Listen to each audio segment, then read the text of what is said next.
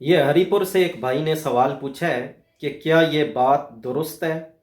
کہ قیامت والے دن لوگوں کو ان کی ماؤں کے نام سے پکارا جائے گا کیونکہ انہیں معلوم ہوتا ہے کہ یہ بچہ یا بچی کس مرد کی ہے۔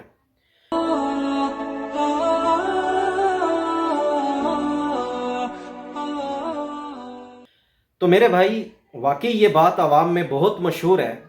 کہ قیامت کے دن لوگوں کو ان کی ماؤں کے نام سے پکارا جائے گا، لیکن یہ بات نہ تو قرآن پاک میں وارد ہوئی ہے اور نہ ہی کسی مستند حدیث میں، بلکہ اس کے برعکس صحیح احادیث سے یہ ثابت ہے کہ قیامت کے دن لوگوں کو ان کے والد کے نام سے پکارا جائے گا۔ جیسا کہ مسند احمد کی روایت ہے، حضور پاک صلی اللہ علیہ وسلم نے فرمایا،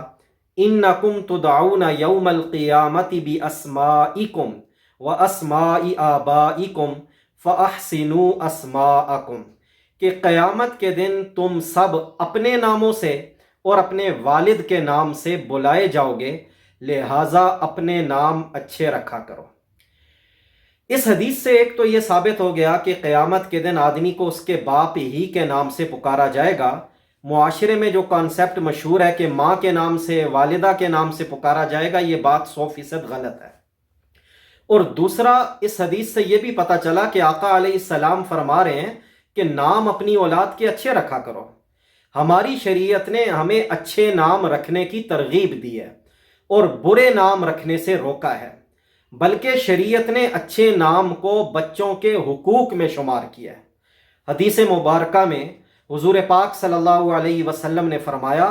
آدمی اپنے بچے کو سب سے پہلا تحفہ نام کا دیتا ہے، اس لیے اسے چاہیے کہ وہ اپنی اولاد کا نام اچھا رکھے۔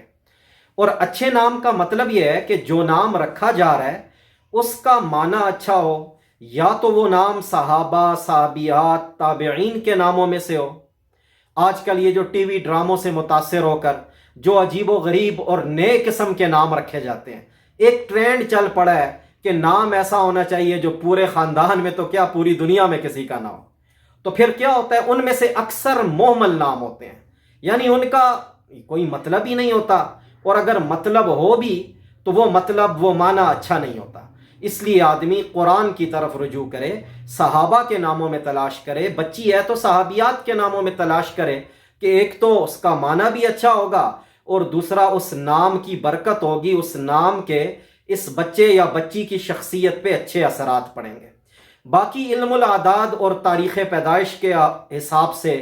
حرف نکالنا اور پھر اسی حرف سے نام رکھنا، یہ بھی شریعت سے ثابت نہیں ہے، بلکہ اس سے آدمی کے ایمان اور عقیدے میں بھی خرابی کا اندیشہ ہوتا ہے۔ لہٰذا ان خرافات سے آدمی کو خود کو بچانا چاہیے۔ اللہ عمل کی توفیق عطا فرمائے۔